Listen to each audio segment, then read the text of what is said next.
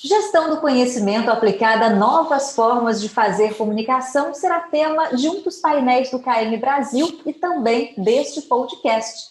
O meu convidado de hoje é o Fábio de Renzo, especialista em comunicação interna e um dos participantes do painel sobre gestão do conhecimento aplicado a novas formas de fazer comunicação, no dia 15 de setembro, às 11 horas da manhã, no KM Brasil.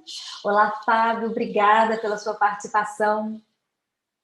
Olá, Renata, tudo bem? Eu que agradeço o convite, a oportunidade de trocar ideias, falar um pouco desses desafios, principalmente do mundo corporativo, da comunicação interna, né, da comunicação no modo geral. Muito obrigado pelo convite. São muitos os desafios, né, Fábio? Bastante, bastante.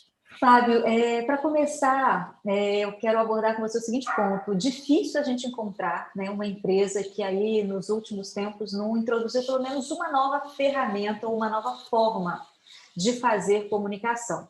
E aí, em meio a esse processo, muita gente que nem sequer fazia parte da empresa passou a integrar o time, mas sem conhecer os outros colaboradores, sem conhecer a sede da empresa, por exemplo, porque muita gente ingressou remotamente aí no trabalho.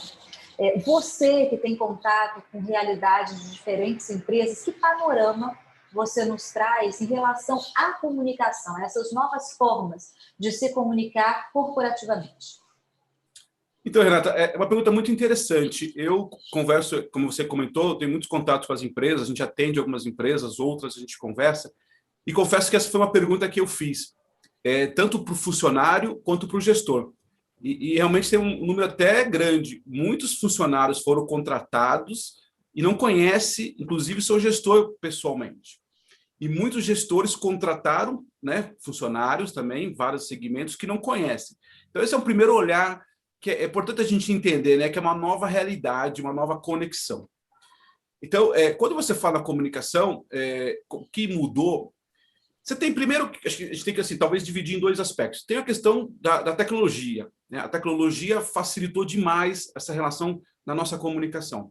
Para quem trabalha com comunicação interna, sabe que a gente sempre teve um grande desafio da questão da tecnologia, né? Os portais, as intranets, os vídeos que a gente fazia nas empresas. A maioria das empresas não tinham, às vezes, uma estrutura de comunicação, né? De gravar um vídeo, disponibilizar um vídeo para os funcionários. Tem ainda algumas restrições, inclusive em relação ao tipo de comunicação, de tipo de informação que eu divulgo para o meu funcionário, tem a questão da restrição de usar o WhatsApp, de usar o e-mail. Então, acho que isso foi uma coisa que ajudou bastante na comunicação interna. As ferramentas se potencializaram. E, em alguns casos, gratuitamente, né? A gente tem vários canais, o próprio Zoom da vida aqui, os portais, os canais que a gente tem hoje, o próprio WhatsApp, essas ferramentas ajudaram muito nessa relação. Então, acho que esse é um primeiro olhar que o comunicador que tinha essa dúvida, a gente tem muitas empresas que eu conheço, fornecedoras de, digamos assim, de ferramentas de comunicação, se perderam também, né? Acabaram tendo um grande prejuízo, digamos assim, porque tudo aquilo que ele vendia como negócio, que era o canal de comunicação, hoje está aberto a todo mundo. Uhum. Então, acho que esse é um olhar que a gente precisa ter. Os canais de comunicação, no modo geral, estão abertos, estão disponíveis, estão até de uma forma democrática e barata, ou até de graça para as pessoas. Então, acho que isso é um ponto que mudou a comunicação. Agora, o grande calcanhar de Aquiles das empresas continua sendo conteúdo, continua sendo agenda. Acho que eu queria trabalhar esse tema da agenda. Teve uma conversa que eu fiz recentemente com um diretor de uma empresa, onde ele diz assim: eu não aguento mais comunicação interna aqui na empresa. As pessoas não param de mandar comunicados. As pessoas não param de mandar comunicados. Então, esse é o ponto que eu acho que é mais importante entender nessa nossa conversa, Renata. O quanto que o comunicador, o profissional que trabalha com essa área, no RH, em alguns casos, quem trabalha nesse assunto, entender qual é a agenda da comunicação interna. Aproveitando o gancho, né, que você trouxe aqui, Fábio, eu acho que também tudo que aconteceu recentemente foi uma oportunidade para o comunicador, de forma geral, mudar o mindset, mudar a forma de pensar e tratar a comunicação, no seu caso interna, né, de uma forma mais estratégica. Não sei se foi isso também que você percebeu conversando aí com as empresas. Com certeza, eu acho que esse é o grande ponto, porque quando começou a história da pandemia, fora, obviamente, a questão de saúde, que é a mais importante, né? Existia essa questão que ainda existe, mas quando falando do negócio, falando do mundo corporativo, havia uma dúvida muito grande de como é que eu lido com isso. E a comunicação começou, no primeiro momento, a dar respostas relativas à saúde, né? A questão, por exemplo, dos cuidados, os protocolos da Covid. Chegou um momento que eu precisei trabalhar minha comunicação interna de uma maneira estratégica. E, de novo, não é mais o meio, não é mais a ferramenta, é o conteúdo, é a estratégia de trabalho. E essa pergunta é muito importante, porque, enquanto profissional de comunicação interna, profissional de RH de novo, eu preciso mudar o meu jeito de trabalhar. Quando eu recebo, quando eu escuto, quando eu vejo as pessoas que estão cansadas da comunicação interna, invariavelmente é porque o comunicador continua fazendo do mesmo jeito que ele fazia antes.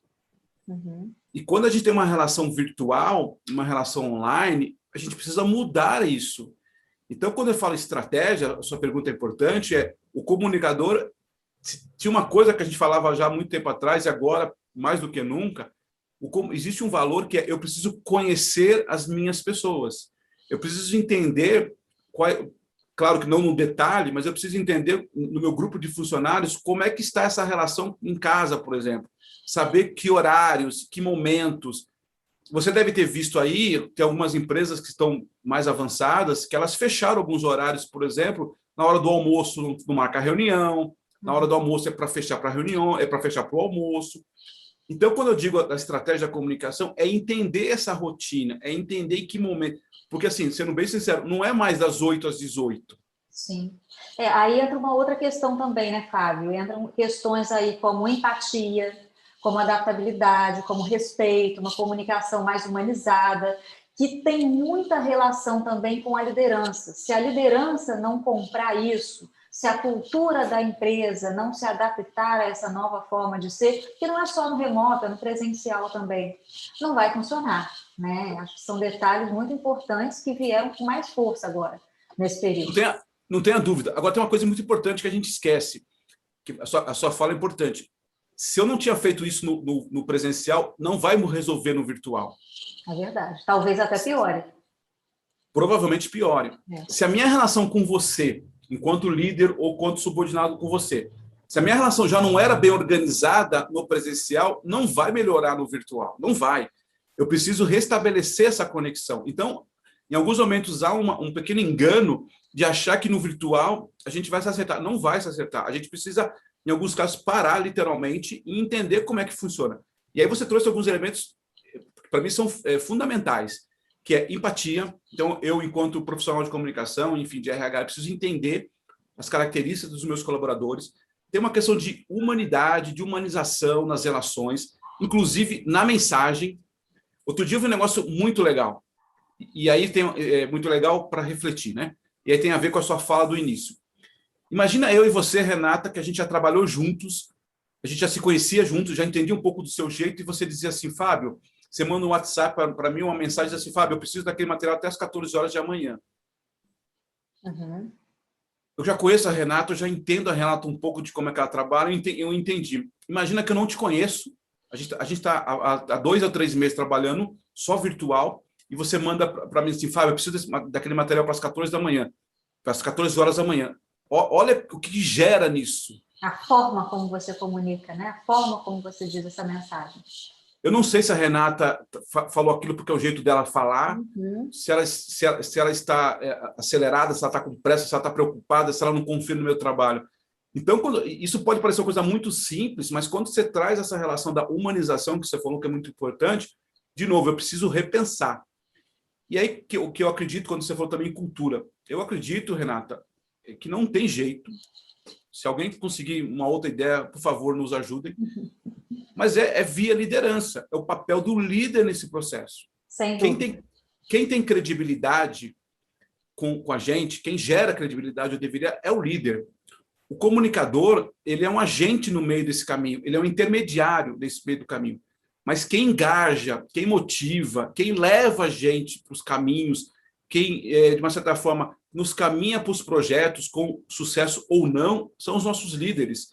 Eles têm esse papel. Agora, também é importante entender que os líderes não têm todas as respostas, eles precisam também de um jeito. E não é porque o cara é líder que ele sabe de tudo. E aí, de novo, o comunicador, na minha opinião, tem um papel fundamental em conectar isso, em ajudar esse líder a se comunicar melhor com as suas equipes, entendeu? Esse é um painel muito legal para a gente refletir, inclusive, qual é o papel do comunicador, qual é esse novo papel, um papel que às vezes precisa desconectar do operacional para o estratégico, mas também precisa entender como é que eu faço essa mudança, que também não é simples.